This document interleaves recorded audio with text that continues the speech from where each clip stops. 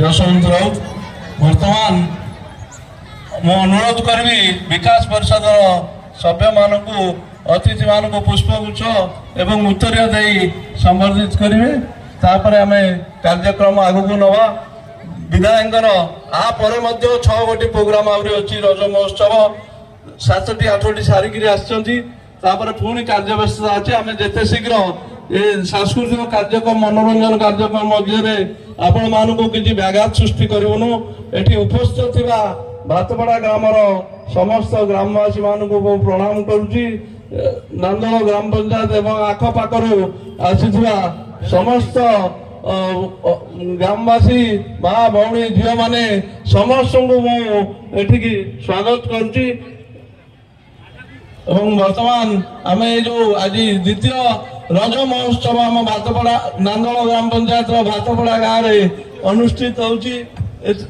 ଏହାକୁ ଅତି ସୁନ୍ଦର ଆୟୋଜନ କରିଛନ୍ତି ବିକାଶ ପରିଷଦର ସମସ୍ତ ସଭ୍ୟମାନେ।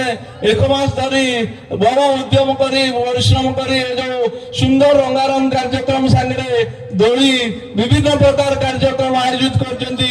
ତେଣୁ ପ୍ରଥମେ ମୁଁ ସମସ୍ତ ସଭ୍ୟମାନଙ୍କୁ ଧନ୍ୟବାଦ ଦେଉଛି। ତେଣୁ ବର୍ତ୍ତମାନ ଅନୁରୋଧ କରିବି ଆମର ବିଭାଗୀ ସେ ତାଙ୍କର ବକ୍ତବ୍ୟ ସଂକ୍ଷେପରେ ରଖିବେ। ଟିକେ ମୁଁ ଦୁଃଖ ପ୍ରକାଶ କରୁଛି।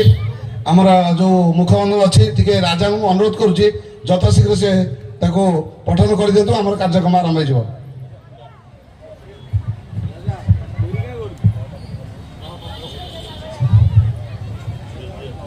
ଆମର ରାଜା ବର୍ତ୍ତମାନ ପଠନ କରିବେ। ଧନ୍ୟବାଦ। ମାନନୀୟ ଶ୍ରୀଯୁକ୍ତ ପ୍ରଶାନ୍ତ ବେହେରା, ମାନ୍ୟବର ବିଧାୟକ ଟାଙ୍ଗୀ ସାଲେପୁର ମହାଶୟ। ସାଲେପୁର ଏକ ସାହିତ୍ୟ ସଂସ୍କୃତି ସମ୍ପନ୍ନ ଏକ ଅଞ୍ଚଳ, ଯାହାକି ସାରା ଓଡ଼ିଶାରେ ଏହାର ଏକ ସ୍ୱତନ୍ତ୍ର ସ୍ଥାନ ରହିଅଛି। ଏହିଠାରେ ଉତ୍କଳ ଗୌରବ ମଧୁସୂଦନ ଦାସ, କବି ସମ୍ରାଟ ସୁରେନ୍ଦ୍ର ମହାନ୍ତିଙ୍କର ଜନ୍ମଗ୍ରହଣ କରିଛନ୍ତି। କଟକ ଚାନ୍ଦବାଲି ରାସ୍ତାର ଭାତପଡ଼ା ବସଷ୍ଟାଣ୍ଡକୁ ଲାଗି ରହିଛି ଭାତପଡ଼ା ଗ୍ରାମ। ଏହି ଗ୍ରାମର ପରିବେଶ ବେଶ୍ ନିଆରା। ଏହି ଗ୍ରାମର ପୂର୍ବରେ କାଳୀ ମନ୍ଦିର, ପଶ୍ଚିମରେ ଶ୍ୟାମେଶ୍ୱର ମନ୍ଦିର, ଉତ୍ତରରେ ରଘୁନାଥଜୀଉ ମନ୍ଦିର, ଦକ୍ଷିଣରେ ଅବସ୍ଥିତ ସାଧୁବାବାଙ୍କ ମନ୍ଦିର। ଗ୍ରାମରେ ଅବସ୍ଥିତ ସବୁ ବର୍ଣ୍ଣର ସବୁ ଧର୍ମର ଲୋକ ପରସ୍ପର ସହଯୋଗରେ ଗଢ଼ି ଉଠିଛି ଭାତପଡ଼ା ବିକାଶ ପରିଷଦ। ଏହି ବିକାଶ ପରିଷଦ ମାଧ୍ୟମରେ ଆମ୍ଭେମାନେ ଗ୍ରାମର ନିଶା ନିବାରଣ କାର୍ଯ୍ୟକ୍ରମ ମାନ କରି ସଚେତନତା ଦ୍ୱାରା ଲୋକଙ୍କୁ ସୁଧାରୁଅଛୁ। ସେହିପରି ସ୍ୱାସ୍ଥ୍ୟ ଶିବିର ମାଧ୍ୟମରେ ଲୋକମାନଙ୍କର ସ୍ୱାସ୍ଥ୍ୟ ପରୀକ୍ଷା କରାଯାଉଅଛି। ଆମ୍ଭ ଗ୍ରାମରେ ଶିକ୍ଷାର ସଂସ୍କାର ବିଷୟରେ ସଚେତନତା କରାଉଛୁ। ସେହିପରି ଆମ ଗ୍ରାମରେ ପରିବେଶ ଓ ପରିମଳକୁ ସୁରକ୍ଷା ରଖିବା ପାଇଁ ଆମେ ଗୁରୁତ୍ୱ ଦେଉଛୁ। ଆଜି ପବିତ୍ର ରଜରେ ଆପଣ ଆମ ରଜ ମହୋତ୍ସବରେ ଯୋଗ ଦେଇଥିବାରୁ ଆପଣଙ୍କୁ ଆମ ବିକାଶ ପରିଷଦର ସମସ୍ତ ମେମ୍ବରଙ୍କ ତରଫରୁ ଆପଣଙ୍କୁ କୃତଜ୍ଞତା ଜଣାଇଅଛୁ। ଆପଣ କେତୋଟି ବିଷୟରେ ଦୃଷ୍ଟି ଦେବାକୁ ଆମେ ନିବେଦନ କରୁଅଛୁ। ଯଥା ପ୍ରଥମେ ପଡ଼ିଆର ଆଲୋକୀକରଣ, ମର୍ଣ୍ଣିଂ ୱାକ୍ ପାଇଁ ପାଦ ଚଲା ରାସ୍ତା, ପଡ଼ିଆ ଠାରୁ ପ୍ରଶସ୍ତିକରଣ ରାସ୍ତା, ବିକାଶ ପରିଷଦର ସ୍ଥାୟୀ ଘର। ଏହି ସବୁ ଦିଗରେ ଆପଣ ଗୁରୁତ୍ୱ ଦେଇ ଆମର ଦାବିକୁ ପୂରଣ କଲେ ଆମେ ଆପଣମାନଙ୍କ ପାଖରେ ଚିର କୃତଜ୍ଞ ରହିଅଛୁ। ଆପଣଙ୍କର ଭାତପଡ଼ା ବିକାଶ ପରିଷଦ ସମସ୍ତ କର୍ମକର୍ତ୍ତା ଏବଂ ଗ୍ରାମବାସୀ ମୁଁ ଦୋକାନମାନଙ୍କୁ ଅନୁରୋଧ କରୁଛି ସର୍ବପ୍ରଥମେ ଆମର ସମ୍ମାନୀୟ ମୁଖ୍ୟ ଅତିଥି ଅଛନ୍ତି ତାଙ୍କୁ ମାନପତ୍ର ଟିକେ ପ୍ରଦାନ କରନ୍ତୁ ପଠନ କରି।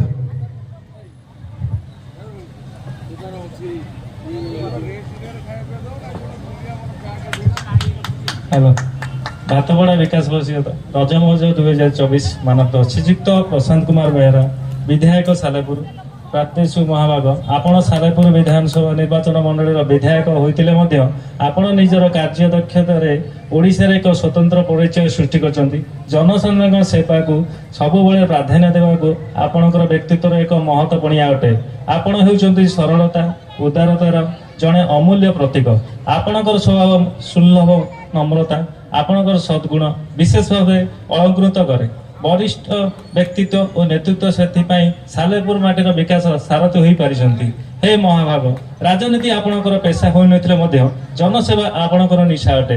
ଆପଣ ଭଳି ଜଣେ ହୃଦୟବାନ, ଅହଙ୍କାର ଶୂନ୍ୟ ସତ୍ୟାନୁରାଗୀ ବ୍ୟକ୍ତିତ୍ୱ ରଜ ମହୋତ୍ସବରେ ଭାତପଡ଼ା ବିକାଶ ପରିଷଦର ସମ୍ପ୍ରତିତ କରି ଅନୁଷ୍ଠାନ ନିଜକୁ ଧନ୍ୟ ମନେ କରୁଛି। ଇତି ଆପଣଙ୍କର ଗୁଣମୁକ୍ତ ଭାରତ ଭାତପଡ଼ା ବିକାଶ ପରିଷଦ।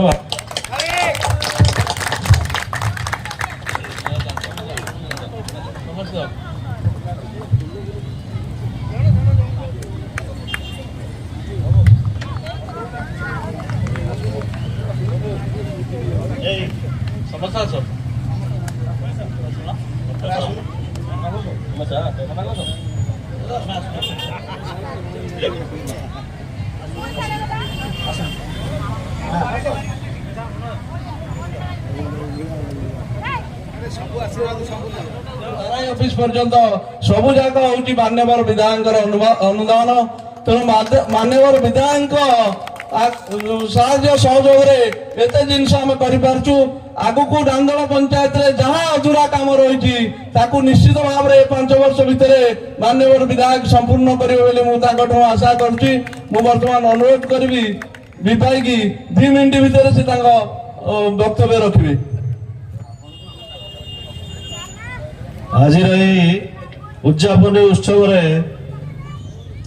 ସମସ୍ତଙ୍କୁ ଧନ୍ୟବାଦ ଦିଆଯାଉଛି ଯେଉଁମାନେ ଏଠାରେ ଆସି ପହଞ୍ଚିଛନ୍ତି। ମାନ୍ୟବର ବିଧାୟକ ଶ୍ରୀଯୁକ୍ତ ପ୍ରଶାନ୍ତ କୁମାର ବେହେରା, ମଞ୍ଚାସୀନ ସମସ୍ତ ଅତିଥି ଏବଂ ଆମର ଭାତପଡ଼ା ବିକାଶ ପରିଷଦର ସମସ୍ତ ସଭ୍ୟ ସମସ୍ତଙ୍କୁ ମୁଁ ଅଶେଷ ଅଶେଷ ଧନ୍ୟବାଦ ଦେଉଛି, ଯାହାକି 3 ଦିନ ଧରି ଏଠାରେ ଏକ ବନ୍ୟାଢ୍ୟ ପରିବେଶ ସୃଷ୍ଟି କରିଛନ୍ତି ଏବଂ ଏଠି ଆମର ପଞ୍ଚାୟତ ସ୍ତରରେ ଯେଉଁ ଭାଇଚାରା ରହିବା କଥା ତାହା ବଜାୟ ରଖିପାରିଛନ୍ତି। ସେଥିପାଇଁ ମୁଁ ଅଶେଷ ଅଶେଷ ଧନ୍ୟବାଦ ଦେଉଛି। ଆଗକୁ ଏହି ବିକାଶ ପରିଷଦ ଦ୍ୱାରା ଗ୍ରାମର ଏବଂ ପଞ୍ଚାୟତର ବହୁତ କିଛି କାର୍ଯ୍ୟକ୍ରମ ପ୍ରସ୍ତୁତ ହେବ, ଏଜେଣ୍ଡା ତିଆରି ହେବ। ତେଣୁ ସମସ୍ତଙ୍କୁ ଅନୁରୋଧ, ସମସ୍ତେ ଏହି ପରିଷଦକୁ ସାହାଯ୍ୟ କରନ୍ତୁ ଏବଂ ଆଗକୁ ଯିବାକୁ ପଥ ପରିଷ୍କାର କରନ୍ତୁ। ବିଧାୟକଙ୍କୁ ଏତିକି କହିବା କଥା ଯେ କି ଆମର ଏ ପରିଷଦ କେମିତି ଆଗକୁ ଯିବ ଏବଂ ସେ ପିଲାମାନଙ୍କର ଯେଉଁ ଡିମାଣ୍ଡ ରହିଲା ସେଗୁଡ଼ାକ କେମିତି ପୂରଣ ହେବ ସେଥିପ୍ରତି ଦୃଷ୍ଟି ଦେବେ। ଏତିକି କହି ମୋର ବକ୍ତବ୍ୟ ଶେଷ କରୁଛି। ଧନ୍ୟବାଦ ବିଭାଇ। ବର୍ତ୍ତମାନ ମୁଁ ଅନୁରୋଧ କରିବି ଯଶବନ୍ତ ରାଉତଙ୍କୁ ସେ ତାଙ୍କ ସଂକ୍ଷେପରେ ବକ୍ତବ୍ୟ ରଖିବେ। ଆଜିର ଆମର ମୁଖ୍ୟ ଅତିଥି ସମ୍ମାନୀୟ ପ୍ରଶାନ୍ତ ବେହେରା ମହୋଦୟ ଏବଂ ମଞ୍ଚାସୀନ ସମସ୍ତ ଅତିଥି, ଆମର ସମ୍ମୁଖରେ ଆମ ଗ୍ରାମବାସୀ ସମସ୍ତ ମା ଭଉଣୀ ଏବଂ ମୋର ସାଥୀ ସମସ୍ତଙ୍କୁ ମୋର ଚିରସ୍ମୃତ ନମସ୍କାର। ଆଜି ଯେଉଁ ଶେଷ ରଜର ଏହି ସନ୍ଧ୍ୟାରେ ଆମର ଉପସ୍ଥିତ ଥିବା ଏ ଯେଉଁ ଆମେ ତ ରାଜନେତା ତାଙ୍କୁ କହିବାନି, ଯାହା ଆମେ ଲେଖିକି ଦେଇଛୁ ସେ ଖାଲି ରାଜନେତା ନୁହନ୍ତି, ସେ ଜଣେ ସମାଜସେବୀ। ସମାଜର ସବୁ ବର୍ଗ ଲୋକଙ୍କ ସହିତ ସେ ଜଡ଼ିତ ଥାନ୍ତି। ତାଙ୍କୁ ସାଲେପୁରରେ ମୁଖ୍ୟତଃ 108 ବୋଲି କୁହାଯାଏ। ଯେତେବେଳେ ଯିଏ ଖୋଜନ୍ତି ସିଏ ଆସି ପହଞ୍ଚିଯାନ୍ତି। ସେଠି ଆମେ ମଧ୍ୟ ତାଙ୍କ ଦଳୀୟ ହିସାବରେ ପ୍ରଶଂସା ନ କଲେ ମଧ୍ୟ ବ୍ୟକ୍ତି ହିସାବରେ ପ୍ରଶଂସା କରୁ। ଇଏ ହେଲା ତାଙ୍କର ବ୍ୟକ୍ତିତ୍ୱ। ଦ୍ୱିତୀୟ ହେଲା ତାଙ୍କର ଏଇ ବ୍ୟକ୍ତିତ୍ୱ ହେଇଛି ଗୋଟେ ଆମର ଏଠି ପ୍ରୋଭର୍ବ ଅଛି, ଏଠି ଆମର ସାଇରାମ ଲେଖିଛନ୍ତି, politics without principles, education without character, science without humanity, and commerce without morality not only useless but positively dangerous। जे जो माने आमर काली जो पिला उत्सुकता टिके होउतले जे जे राजनीति करंती तांकर गोटे नीति नियम थाए। जो माने एजुकेशन शिक्षा ग्रहण करंती सेमानक चरित्र ठीक रहया दरकार। तृतीय जोड़ी विज्ञान अच्छी से मनुष्यत्व रहा दरकार। जोड़ी व्यवसायी अच्छी तार मानविकता रहा दरकार। जदि ये जिनस न रहे ताले मनुष्य समाज नष्ट हो समाज रहा असंभव। ये गला ये चरित्र। मु जेहेतु मत स्वल्प समय दि जाए अधिका कथा कहबी। आमर युववर्ग मान अनुरोध करुच्ची ये मंच में आरथर अनुरोध करूँ आम सुजोग न पाइबू। तेणुक समस्ते श्रृंखला सहित जीवन यापन करूँ। Discipline is the best policy. प्रत्येक जिनिस समस्या समाधान करने तार रास्ता हूँ आपस भितर आलोचना कर समस्या समाधान करूँ। ता सहित मुझर विधायक महोदय को अनुरोध करी जहाँ ये जो विकास परिषद आप सम्मुखें जो उद्यमान अच्छी आमर कौन सरकारी सहायतार गोटे टंका ये खर्च है ना। आम पिला एवं ग्रामवासी किसी उद्योगी बंधु ସହଯୋଗିତାର ହାତ ବଢ଼େଇ ଆଜି ଏହି କାର୍ଯ୍ୟକ୍ରମ କରିକି ଘରଟି ଶେଷ କରିଛନ୍ତି। ତା ସହିତ ଇଏ ଗୋଟେ ସାମାଜିକ ଅନୁଷ୍ଠାନ, ଯେ ଆପଣ ଭାବିବେ ବିକାଶ ପରିଷଦ କୌଣସି ରାଜନୈତିକ ଅନୁଷ୍ଠାନ ନୁହଁ, ଇଏ ବର୍ତ୍ତମାନ ଗୋଟେ ସାମାଜିକ ଅନୁଷ୍ଠାନ। ସାମାଜିକ ଅନୁଷ୍ଠାନ ମାନେ ଯେ ଆମର ସ୍ୱାସ୍ଥ୍ୟ, ପରିମଳ, ବୃକ୍ଷରୋପଣ ଏସବୁ କାର୍ଯ୍ୟକ୍ରମ ଚାଲୁ ରହିଛି। ତେଣୁକରି ଆପଣ ଆକୁ ଟିକେ ଦୟାଭାବ କରେ। ଏ ଅଞ୍ଚଳର ଲୋକ ପଦାଚଳ ଯେଉଁ ସକାଳୁ ମର୍ଣ୍ଣିଂ ୱାକ୍ କରୁଛନ୍ତି, ଏଠି ଯିବା ଆସିବା କରିବାର ବହୁତ ଅସୁବିଧା ହେଉଛି, ରୋଡ଼ ଜାମ୍ ହେଉଛି। ଆପଣଙ୍କୁ ଆମେ ବିନମ୍ର ନିବେଦନ କରୁଛୁ, ଆମର ଏଇ ଚାରିପାଖର ଚଲାପଥ ପାଇଁ ଆପଣ ସହଯୋଗ କରନ୍ତୁ। ତା ସହିତ ଆଲୋକୀକରଣ ଆମର ଏ ଅଞ୍ଚଳରେ ହେଇନି, ଏ ଯେହେତୁ ଗୋଟେ ନିରାଡମ୍ବର ଜାଗା ବା ନିରଶ୍ରୟ ଜାଗା, ତେଣୁ ଆକୁ ଆଲୋକିତ କଲେ ଆମମାନେ ଉପକୃତ ହେବୁ। ତା ସହିତ ଆପଣ ତ ଆସିଲେ, ଏବେ ଦେଖିଲେ ସମ୍ମୁଖରେ ବହୁତ ଟ୍ରାଫିକ୍ ଜାମ୍ ହେଉଛି। ଆମେ ଏ ରାସ୍ତାଟାକୁ ପ୍ରଶସ୍ତୀକରଣ ପାଇଁ ଚାହୁଁଛୁ, ତେଣୁ ଆପଣଙ୍କର ସହଯୋଗ ନିତ୍ୟାନ୍ତ ଆମର କାମ୍ୟ। ତେଣୁକୁ ଆପଣଙ୍କୁ ମୁଁ ଅନୁରୋଧ କରୁଛି, ଏ ଜିନିଷ କରିବା ସଙ୍ଗେ ସଙ୍ଗେ ଏଇ ଗୃହ ପାଇଁ ଆପଣ ଆମକୁ ଟିକେ ପ୍ରତିଶ୍ରୁତି ଦେଲେ ଆମ ପିଲା ଆଉ ଆମେମାନେ ଚିରକୃତଜ୍ଞ ହେଇ ରହିବୁ, ଆପଣଙ୍କ ପାଖରେ ରହିବୁ। ଏଠି ମୋର ବକ୍ତବ୍ୟ ଶେଷ କରି ମୁଁ ମୋର ଧନ୍ୟବାଦ ଜଣାଉଛି ବିଧାୟକ ମହୋଦୟଙ୍କୁ। ଆମକୁ ନିଶ୍ଚିତ କିଛି ପ୍ରତିଶ୍ରୁତି ଏଇ ଷ୍ଟେଜ ଉପରେ ଦେଇକି ଯିବେ।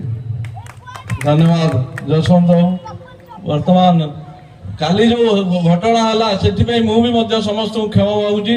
ସେ ଯେଉଁ ରାଜନୈତିକ ସଭା ଭାବିକିରି ଯେଉଁ ଭାଷଣ ହେଲା ତାର ଦେହରେ ଟିକେ ପିଲା ଉତ୍କ୍ଷିପ୍ତ ହେଲେ, ସେଇଟା ହେବା ଉଚିତ ନୁହଁ।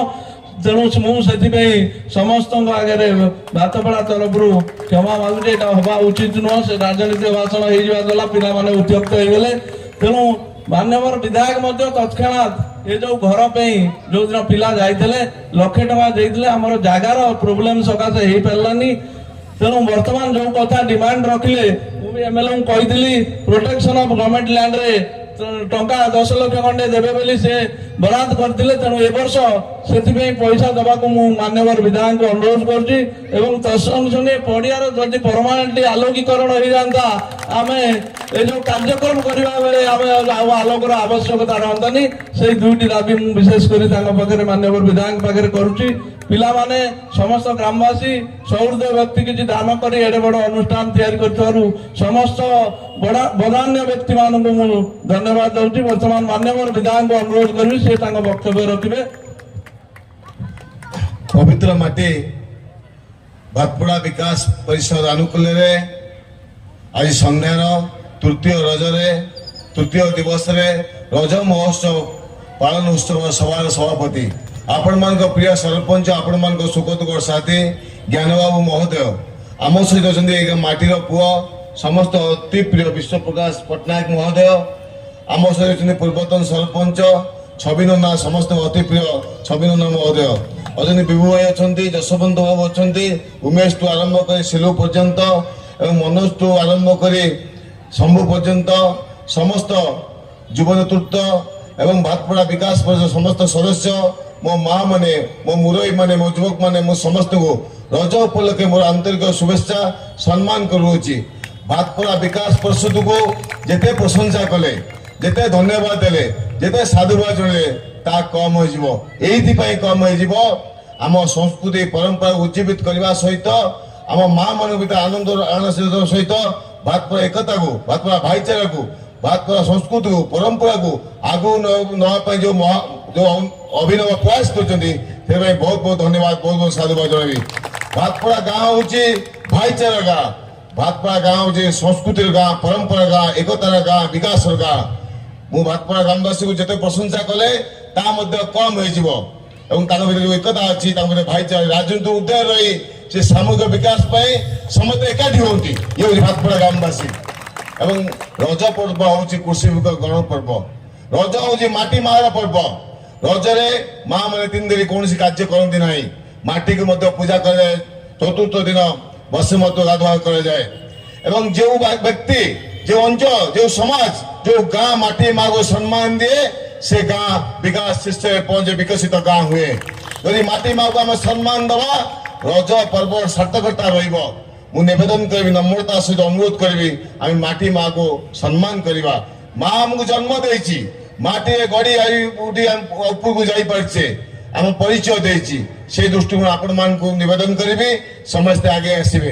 आम लक्ष्य होउछि आम भातपड़ा केमति विकास शीर्षे पड़बो आम भातपड़ा सबु शांत विकसित आदर्श गाँ हबो समस्त सम्मिलित उद्यम सहयोग सहभागिता रे भातपड़ा विकास को आगु नबा जो प्रस्ताव भातपड़ा विकास परिषद आज उपस्थापन करिछि मु कहि रखिया चाहे अर्थ अभाव रहइबो नाही निश्चिंत भाव में विकास घर पर जो अर्थ दरकार से अर्थ दिया जहाँ ज्ञान बाबू कहते ये पड़ियार गवर्नमेंट प्रोटेक्शन लैंड देवा अर्थ ता व्यवस्था कर धन्यवाद जनइबी आज रज उपर सुंदर कार्यक्रम करी आम समस्त गाड़ी कही भातपड़ा विकास परिषद बहुत बहुत धन्यवाद साधुवाद वक्तव्य शेष कर धन्यवाद माननीय विधायक को धन्यवाद दूसरी आहरी कार्यक्रम अच्छी आमर कार्यक्रम चालू रहा आउ 5-10 मिनट आम सभा सारा मनोरंजन कार्यक्रम बर्तमान मैं अनुरोध करी विकास परिषद पिला माननीय विधायक को बाटे दे आसबे बर्तमान मैं अनुरोध करी आमर विश्व प्रकाश पट्टनायक जे माटीर गर्व गौरव जहाँ भातपड़ा को आज जदि किसी लोक बाहर परिचित होती नालंदा स्कूल प्रतिष्ठाता कहले अत्युक्ति